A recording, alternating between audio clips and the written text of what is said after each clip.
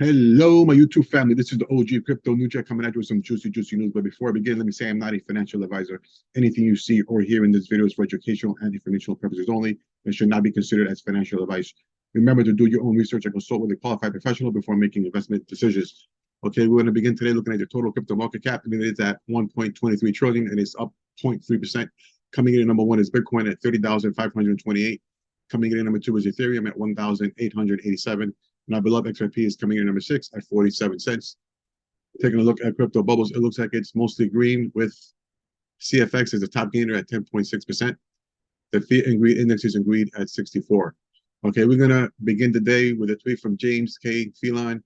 He writes, in the Lbry case, the court has issued its final judgment, and XRP drops. Lbry shall pay a civil penalty in the amount of $111,000 to the Securities and Exchange Commission pursuant to section, all that other jazz. Lbry shall make this payment within 30 days after entry of this final judgment.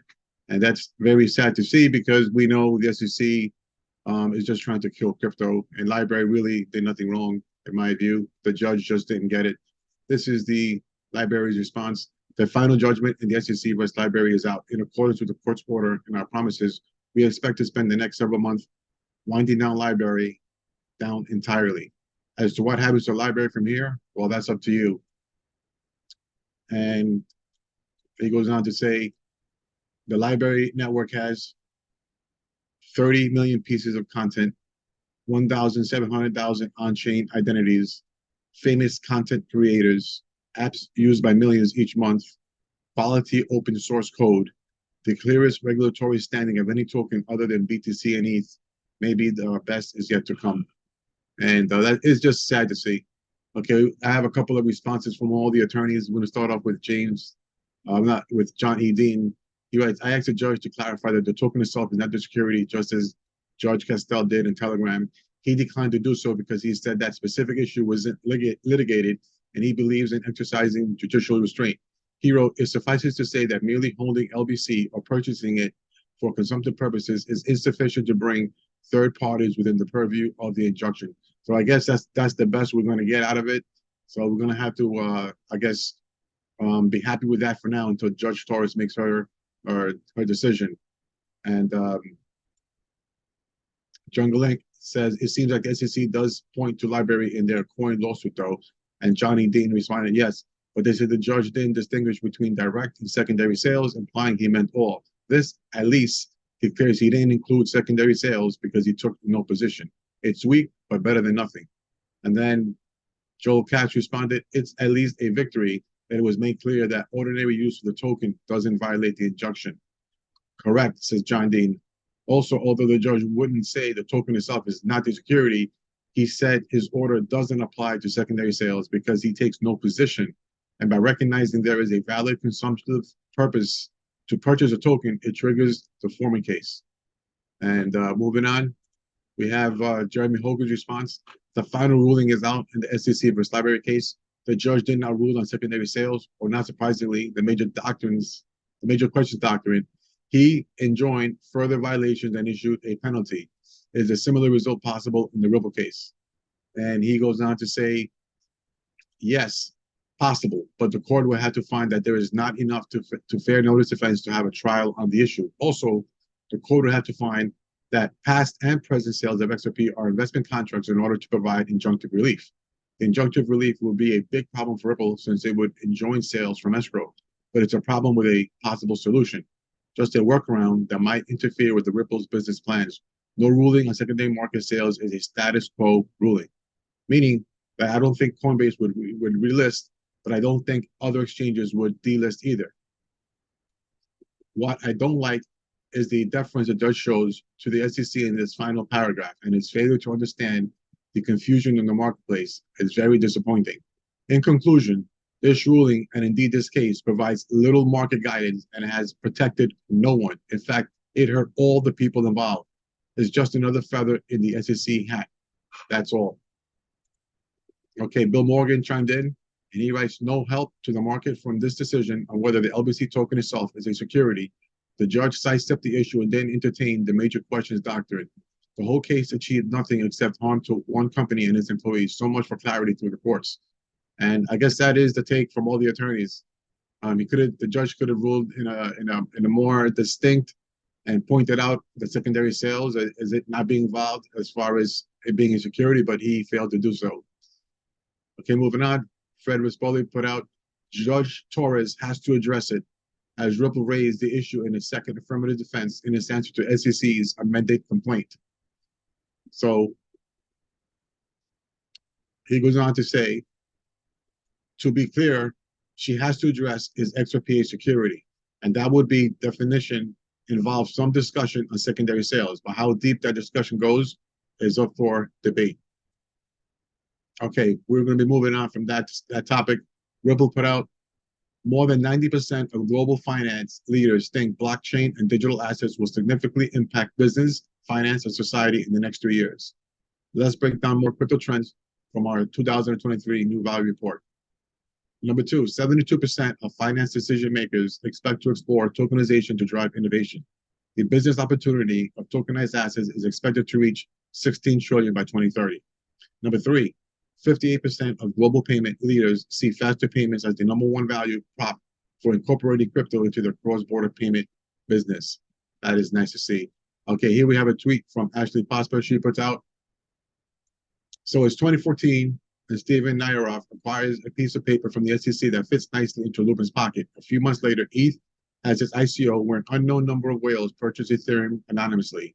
Was there money laundering? Was there tax evasion? Was there fraud? Is the DOJ looking into this? New York State Attorney General, who knows? We know the CCP through the Wang Zhang held at least 410,000 ETH. How much Ethereum does the CCP own and control now? Is that not a national security risk?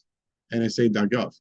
Fast forward to 2017, 2018. Now we have Joseph Lubin and Vitalik Buterin having secret meetings, emails, and phone calls with members of the SEC in order to get a free pass for ETH and create a monopoly. While at the same time, we have JP Morgan Chase, another entity with interest in Ethereum, communicating with the SEC about Ripple and sending 15 of its senior executives to Ripple's office. What did they want? Unknown, but I suspect they wanted to buy Ripple out. After all, Ripple's product was slowly crushing Ethereum's market dominance, and if they couldn't have it, they would crush it. Enter Jay Thane, the boy who never became a man and was never held accountable for anything. Isn't money wonderful? He's unsure about dropping the lawsuit on Ripple, so the powers that be sending him in once again to seal the deal. Thane drops the lawsuit on Ripple and hands out the baton to banker's boy Gary Gensler. His job is to shift crypto into the hands of the few. He begins his plan by going after exchanges. Perhaps this is hinted at an MIT lesson, number 18, and maybe that's why MIT is withholding it from the public. Enter Prometheum, the crypto security exchange with no crypto or security to exchange. Somehow they acquired favor from the SEC and was held out as a shining example for the industry. I'm sure that has nothing to do with the CCP, American bonds, the Bidens, or blackmail. Almost sure. But their plans were disrupted by a community that had rejected and ostracized from the mainstream. Through sheer determination and will, the XRP community fought back, and they fought back hard. They exposed ETHgate, they exposed Prometheum Gate, and they even exposed the CCP connections. Basically, if it was out there, they would find it and shout it out from the rooftops. It would be years alone in the trenches before reinforcements arrived, but arrived they did. Late and uninformed, of course, but the ever proactive XRP community had already prepared for that by creating easy-to-follow timelines and even an interactive map. At the time of writing, the battle rages on with neither side willing to give quarter. All eyes have shifted to Judge Torres in the Ripple case. Will she save crypto, a multi-trillion-dollar industry, or will she crush it beneath the heels of injustice? Time will tell. There's going to be an interesting 2024. The end. Thank you, Ashley Posper. And she put out another great tweet. Let me read it. The way I see it, SEC expert. When XRP holders bought XRP, they were relying on Ripple's efforts to increase the XRP price. Judge Torres, you can't tell me what XRP holders were thinking when you didn't speak to any of them. Plus, you admit that if you had, it may have changed your report.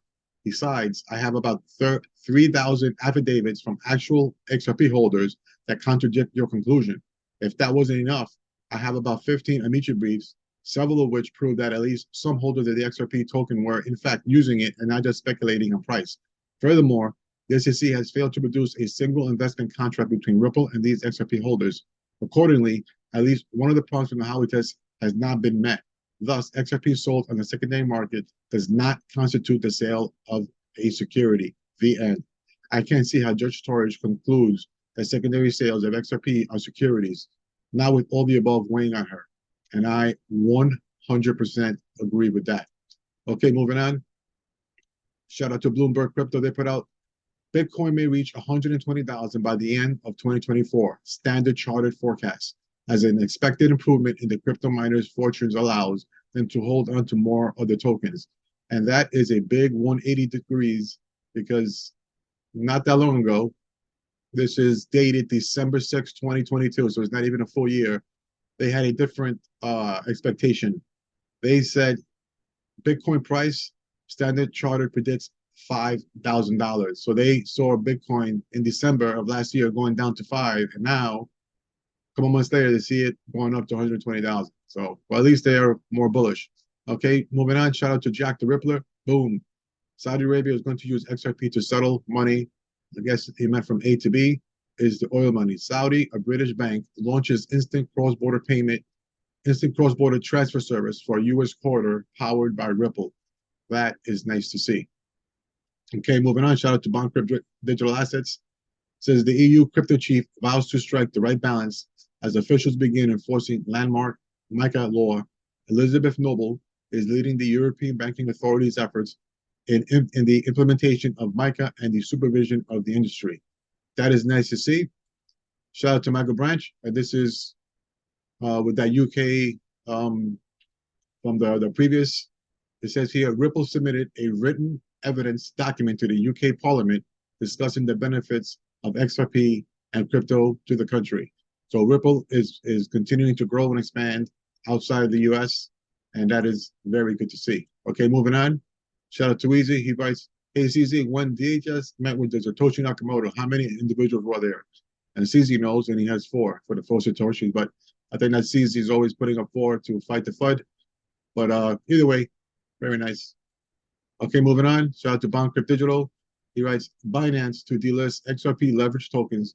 The delisting comes at a time in which Binance and Ripple, a major player in the XRP space, are both dealing with lawsuits from the SEC, which alleges both violate security laws in different ways. Okay, moving on. Shout out to Bitcoin Magazine. They write out, Justin, Grayscale CEO, it's a matter of when, it's not a matter of if a spot Bitcoin ETF gets approved. So the CEO of Grayscale is very bullish on that happening. Okay, shout out to Riz XRP. It says business as usual. Crypto is not one thing.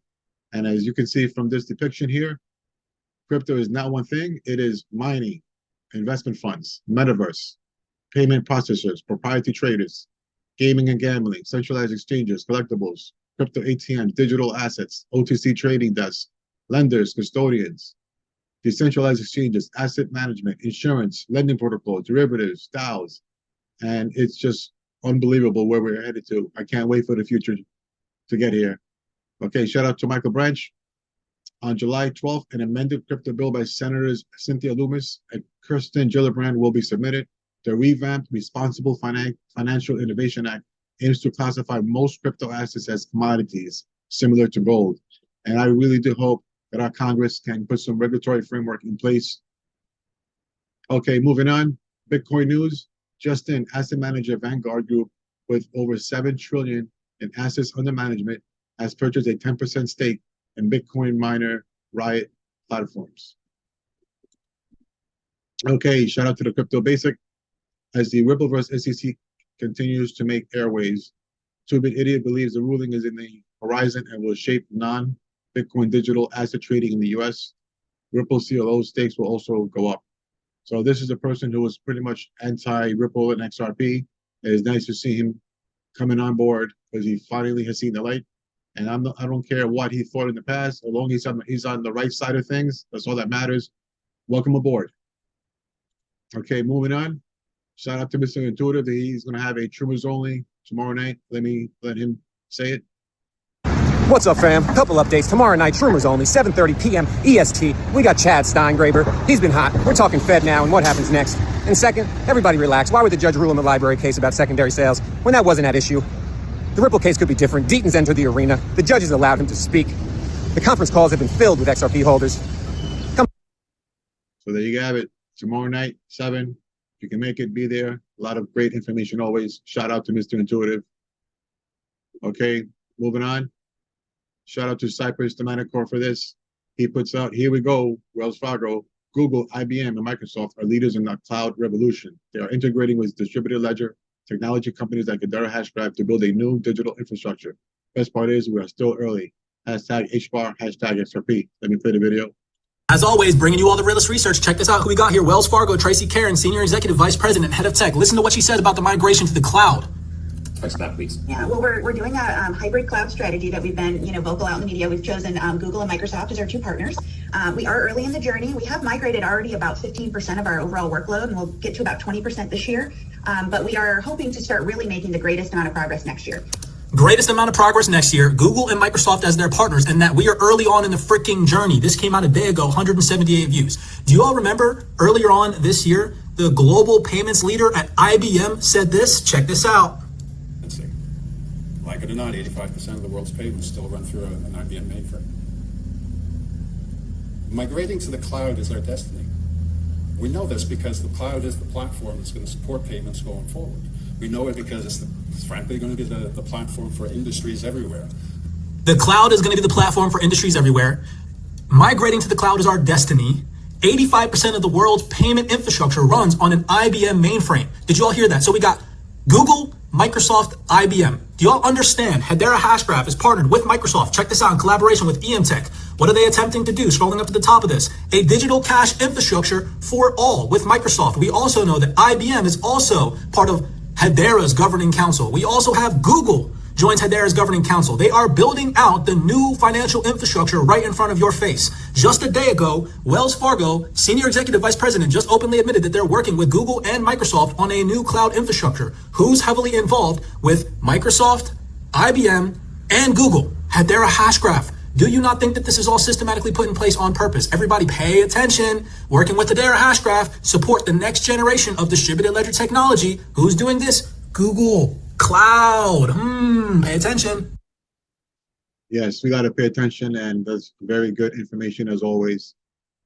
Okay, moving on. Shout out to Mr. Mann. He writes, nearly all states have updated their laws to include crypto. Let me play the video. Perhaps the most well-known of these state efforts is Wyoming, which has enacted groundbreaking laws on blockchain and decentralized autonomous organizations, in addition to setting up a fintech regulatory sandbox. Some states have also amended their UCC statutes to reflect the existence of digital assets. Additionally, in 2020, nearly every state legislature is considering laws related in one way or another to crypto. However, the patchwork approach can lead to inconsistent. So there you go. You heard it there for yourself. Nearly all states are updating their laws for crypto, to include crypto. So slowly but surely, it seems all of the chess pieces are being put in place. Well, okay, fam, that's going to do it for today's video. If you just found this video to be helpful, would you please smash the like and subscribe? I would really appreciate it, and it doesn't cost you anything. Thank you much in advance. And the words of Snoop Dogg, keep your mind on your money and your money on your mind. Peace out, fam.